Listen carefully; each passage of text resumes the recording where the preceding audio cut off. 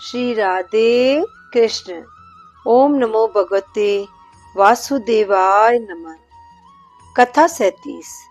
काली नाग पर कृष्ण की कृपा। एक बार कृष्ण जी अपने बाल ग्वालों के साथ खेलते खेलते यमुना नदी के पास गए। यमुना नदी के एक कुंड में काली नाग रहता था। वो महाभयानक था। उसके जहर की वजह से यमुना का पानी भी काला हो गया था। यहाँ तक कि लहरों के कारण अगर पानी के छींटे बाहर आ भी जाते तो जहां जहां पानी गिरता वहां वहां घास सूख जाती थी। यहाँ तक कि जो पक्षी उस कुंड के ऊपर भी उड़ता वो पानी की भाप की वजह से मर जाता था। यमुना का जल साफ करने के लिए कृष्ण जी एक वृक्ष पर चढ़कर नदी में कूद गए। सभी दोस्त जोर जोर से रोने लगे और ब्रज में भी यह खबर पहुंच गई। यह सुनते ही नंद बाबा, यशोदा माता, सब वृंदावन वासी वहां पहुंचे। रोते रोते सबका बुरा हाल था। कई लोग तो वहीं मूर्छित हो गए। कालिया नाग जब कृष्ण जी के सामने आया तो उसने देखा एक सांवला मनमोहक बालक पीले वस्त्र धारण किए हुए मुस्कुरा रहा है। उसने श्री कृष्ण को डंक मारने की कोशिश की और अपने अंदर लपेट लिया। तब कृष्ण जी ने अपना शरीर इतना फुला लिया जो सांप का शरीर टूटने लगा, जिससे सांप ने श्री कृष्ण जी को खुद से अलग कर दिया और गुस्से में कृष्ण जी को फुकारने लगा। तभी उसकी नाक से खून बहने लगा। फिर भी अपनी बड़ी बड़ी जीभ से कृष्ण जी को डराने लगा। कुछ देर तक तो कृष्ण जी उसकी इस हरकत से खेल रहे थे, पर जब कालिया नाग थक गया तब कृष्ण जी कालिया नाग के फन के ऊपर चढ़ गया और उस पर अपनी कलाओं से नृत्य करने लगा। ऐसा प्यारा नजारा देख सभी देवी देवता, किन्नर सभी फूलों की वर्षा करने लगे। तभी कृष्ण जी के पैरों की छुअन से कालिया नाग को ज्ञान प्राप्त हुआ और वो नारायण भगवान को याद करने लगा।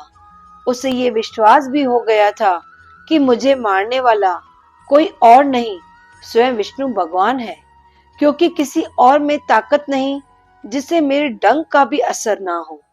वो प्रार्थना करने लगा। तभी कालिया नाग की स्त्रियां भी वहां आ गई और प्रार्थना करने लगी।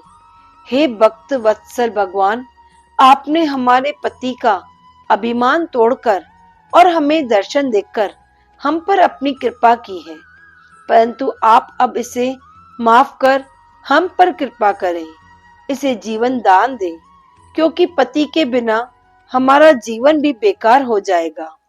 श्री कृष्ण जी ऐसी स्तुति सुनकर कालिया के फनों से नीचे उतरकर आ गए और कालिया में भी नई चेतना आई। उसने कृष्ण जी से माफी मांगी और कहा कि अब हमारे साथ आप जो करना चाहें वो कीजिए। तब कृष्ण जी ने कहा, कालिया, अब तुम ये यमुना छोड़कर किसी समुद्र में चले जाओ और जो लोग मेरी ये घटना याद करेंगे उन्हें कभी भी सांपों से डर नहीं लगेगा। और मुझे पता है तुम गरुड़ के डर से यहाँ आकर रहे हो, किंतु अब तुम्हारे ऊपर मेरे चरणों के निशान हैं। ये देखकर गरुड़ तुम्हें कभी भी नहीं खाएगा। ये सुनकर कालिया नाग समुद्र की तरफ चला गया और यमुना नदी हमेशा के लिए साफ हो गई। राजा परीक्षित बोले, हे सुखदेव महाराज, कालिया नाग रमणीक द्वीप छोड़कर क्यों इस यमुना में आ बसा था? इसका कारण बताएं। श्री सुखदेव जी बोले, हे परीक्षित, विंता के पुत्र गरुड़ जी की तथा कद्रु के पुत्र सर्पों की सदा से शत्रुता चली आ रही है। गरुड़ जी इन सांपों का भक्षण करते थे, अर्थात इन सांपों को खाते थे। तभी एक बार सब सर्पों ने मिलकर तय किया कि गरुड़ जी को एक सर्प अमावस्या के दिन पहुंचा दिया जाएगा। इस बात को गरुड़ जी ने भी स्वीकार किया किंतु कद्रु के पुत्र कालिया को यह बात स्वीकार न थी। इसलिए गरुड़ जी ने कालिया पर आक्रमण किया और अपने सुनहरे पंजों से कालिया पर वार किया। कालिया भी अपने 101 फन फैलाकर उनसे युद्ध करने लगा, किंतु गरुड़ जी बहुत शक्तिशाली थे। उन्होंने कालिया को घायल कर दिया। वह भागकर गरुड़ के डर से यमुना में आ बसा। इस कुंड में गरुड़ जी नहीं आ सकते थे। सुखदेव मुनि बताते हैं कि गरुड़ को सौबर ऋषि से श्राप मिला था, क्योंकि एक दिन गरुड़ जी उस कुंड में मत्स्यराज अर्थात मछली को खा लिया था। सब जीव जंतु डर गए थे। तब सौबर ऋषि ने गरुड़ को श्राप दिया, यदि तुम फिर कभी यहाँ के किसी भी जल जीव को खाओगे तो भस्म हो जाओगे। इस श्राप के कारण गरुड़ यमुना नदी पर नहीं आता था और ये बात कालिया नाग को पता थी, इसलिए वह गरुड़ से भागकर यहाँ आ गया था। बोलो श्री राधे कृष्ण।